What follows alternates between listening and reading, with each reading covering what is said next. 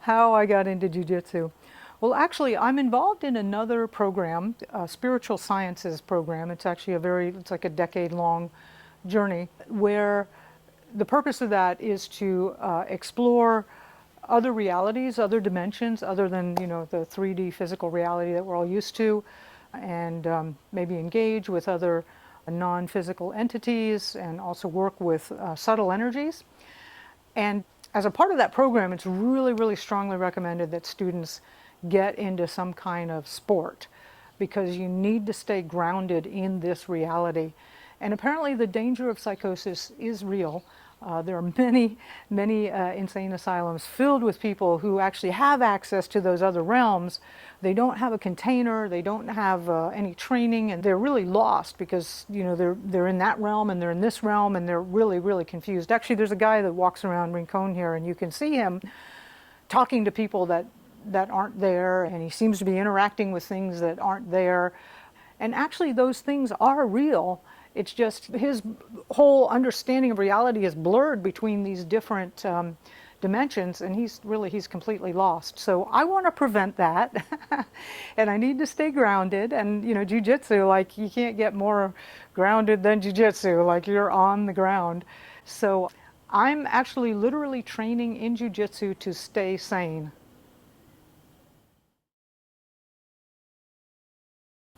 Did I ever want to quit? Absolutely, I wanted to quit, yeah.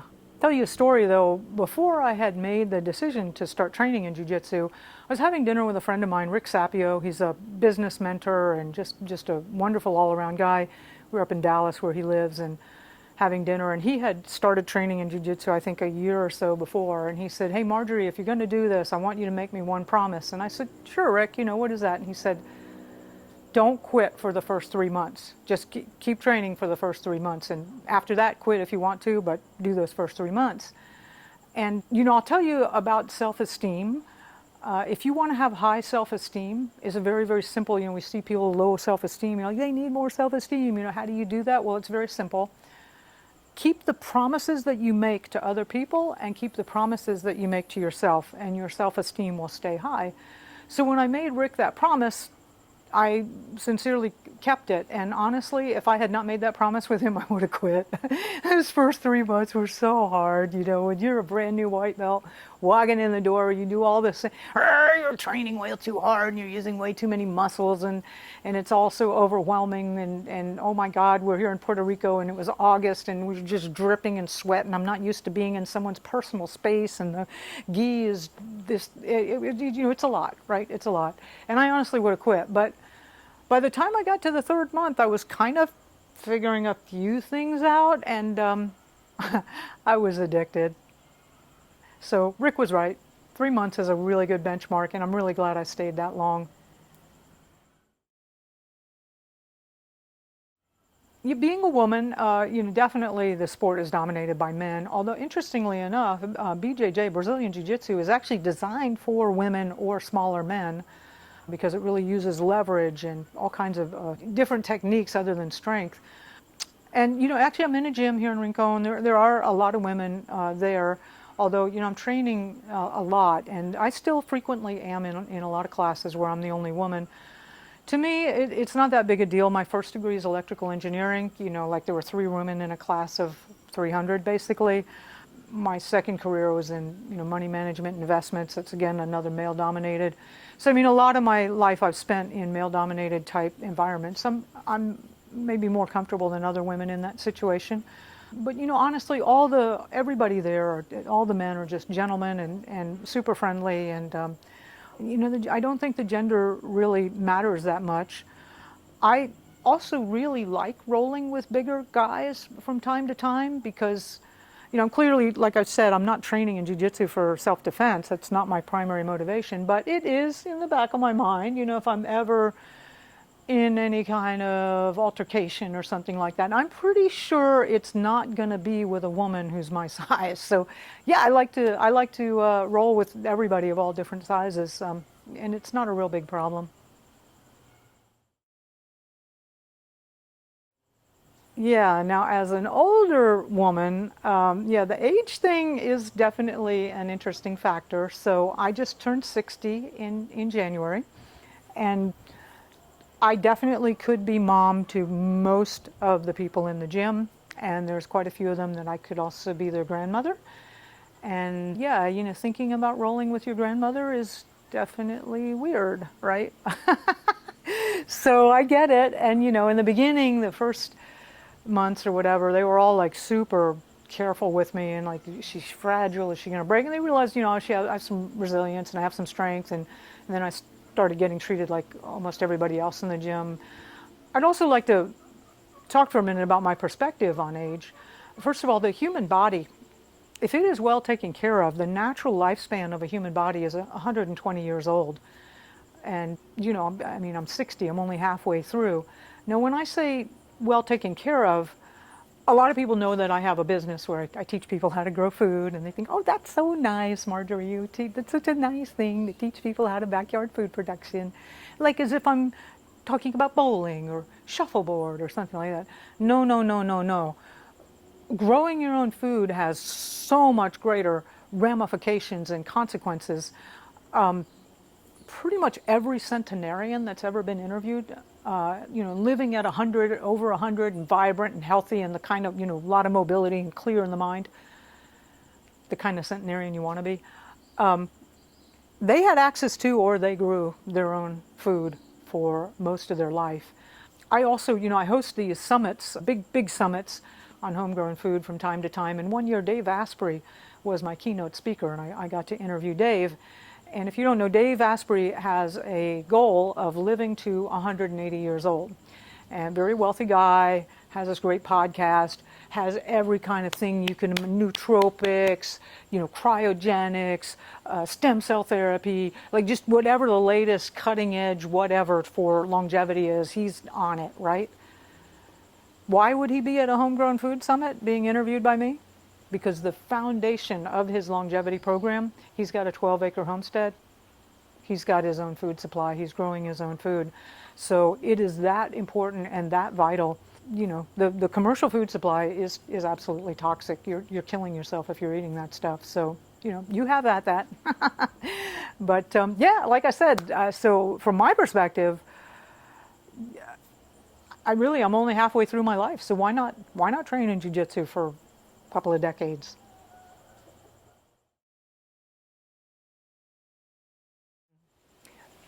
The most inspiring thing I saw, this was incredible. So it was one of these late nights, we'd all been training really hard, and then, after you get done training, there's like 5 rolls, and there's this guy, a young man named Zach, who is a self-described beanpole, and he literally is, and I think at the time that this happened, he was like 135 pounds, like really scrawny little guy.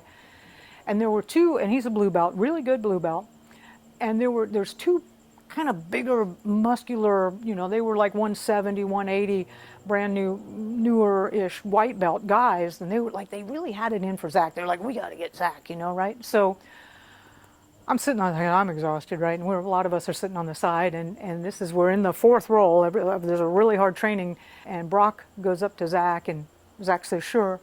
Zach just like, ties Brock up into a little package, done with him.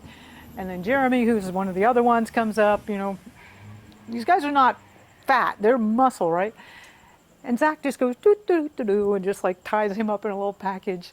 And Zach isn't even breaking a sweat. And I'm like, I saw that and I said, wow, this is a game of skill. Like, yes, absolutely having muscle and having mass and being younger is an advantage, but you can go a long way if you can develop skill. So that was the most inspiring thing I saw this year.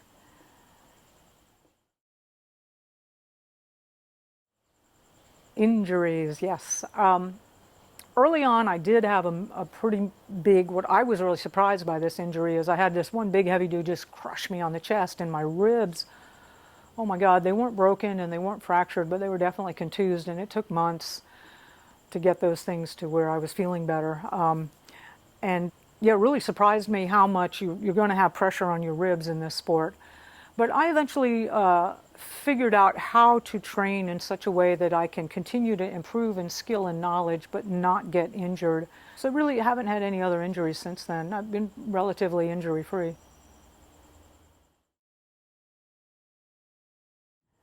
So what is my training schedule? In the beginning, I could only train 2 days a week, right? And I was shattered, like I would be shattered. And I built up the fitness to train 3 days and 4 days and 5 days and then, 6 days a week. And I'm very comfortable with that. And the biggest thing that I've learned is I don't roll hard, right? I manage my energy levels and what I have, and I don't roll hard. And to me, rolling hard doesn't make any sense at all where I'm at. Like if I can't nail a position under ideal conditions with a willing partner, what makes me think I'm going to be able to do that when I'm rolling hard? So there's no reason for me to roll hard at all. So, and plus it's like using up energy that I don't want to do. So I expend a lot of energy. I can't train. So I'm able to train a lot. And yeah, on training also, another thing is I just really focus on the basics. I don't go for any of these sophisticated, I mean, I'll learn it if they're teaching it, but I don't practice that. I like to just drill over and over and over again the basics. And if you've been in any martial arts dojo, gym, studio, there's a story, they all talk about Bruce Lee, who says he would much rather fight a guy who has practiced 1,000 different punches once versus the guy who has practiced one punch 1,000 times. The one punch 1,000 times guy he's more fearful of. And that's just like, look, learn something basic and repeat it and repeat it and repeat it until it's muscle memory and then until it becomes instinct. And that's my focus in training. Like I like to do a lot of drills. I like to do the basics. I think in almost any sport, if you master the basics, then you can master the game. And that's my philosophy on training.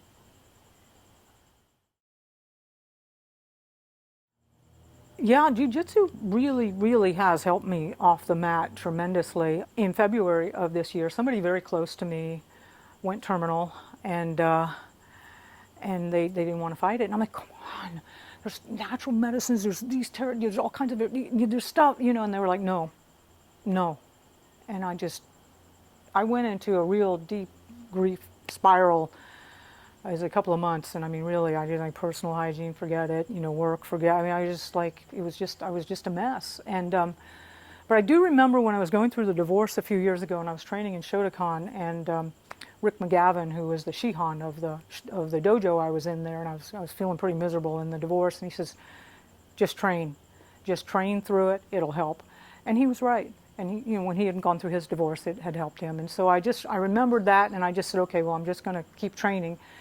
And like training in Jiu Jitsu was like the bright spot in my day. And then as soon as I got out of the gym, I was back to like the reality of the world. And, but it really kept me focused. It kept me moving. It gave me something to do. And it really, really helped tremendously.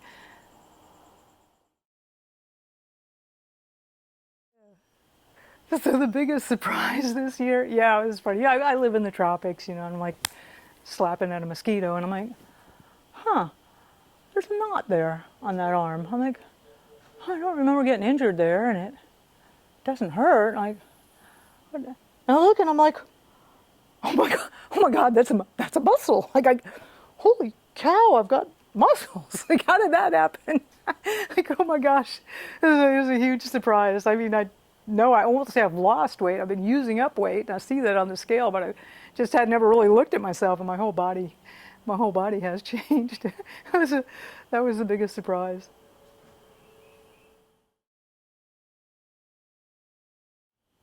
Oh my God, I was so embarrassed. I know it was this one time where we're all in the gym and we're all practicing. I think we're going from side control to mount using knee on belly, and I was rolling with Jorge. Jorge is a wonderful, wonderful gentleman, and normally very gentle, and just every now and then you slip or what. I mean, it is a combat sport, right? You got to prepare to get a little rough every now and then, and he was doing the knee on belly. He accidentally went really hard, and I didn't realize it, but I had a lot of gas in my intestines, and then when he put his knee on it comes out, it's like, I'm like, oh no.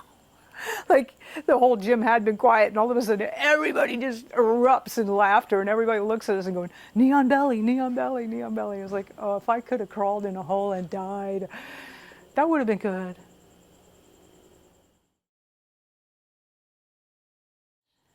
Yeah, I did enter a competition. I actually had no desire to enter a competition, and that's not at all what I'm in the sport for. But I was hanging out after class one day with Bebo and Arnaldo and Elazar, and they were saying, "Hey, Marjorie, there's this white belt only competition in San Juan. You should sign up, and like just sign up, and you can change your mind and cancel it later or whatever." And I said, "All right, I'll do it."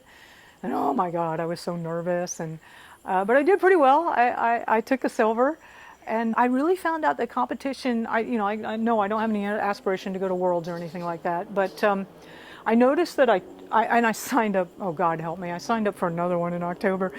But I noticed I focus more in training, and the fights that I had in the competition, it really like puts a big spotlight on where my weaknesses are and where my strengths are, and helps me to go, oh wow, I thought I knew that, but I didn't, and yes, it was really a good experience overall. And then, God bless, Ruben was there, and Andreas, and Stefan, and Arnaldo, and Florencia, they all came and they supported, and it was so good to have members of your own club there. It was just a wonderful experience overall. So, yeah, I think maybe doing a competition once or twice a year is actually going to be something I'll do just to keep me sharp with the game. So for the future, yes, for this next year, I just plan on continuing, training in the basics and drilling and drilling. And I actually hope to get to be able to play the game. Honestly, I'm still, the analogy between jiu-jitsu and chess is pretty real, except for that jiu-jitsu is way more complex. And, I'm still kind of learning the pieces. I don't know if you're ever going to know all of them, but I'm trying to learn a basic set of pieces that I can build a game from. Yeah, I'm not even playing the game right now, so I hope by the end of next year that I'm actually playing the game. I also, outside of jiu-jitsu, humanity globally is in huge transitions right now. We're moving from fiat currencies to gold-backed currencies. We've got financial and economic and food, and there's all kinds of issues happening on the planet, and warfare and craziness and aliens, and so I see in the coming months and the coming year, yeah, if you thought COVID was something, next year is going to be this order of magnitude greater. But I believe that jiu-jitsu will continue, we'll all continue to train, and I plan on training through that. And it's a pretty simple reason, because really, everybody in the gym, the reason they keep showing up day after day is they love it, and anywhere there's so much passion and so much love, it'll continue. And I'm looking forward to continuing with it.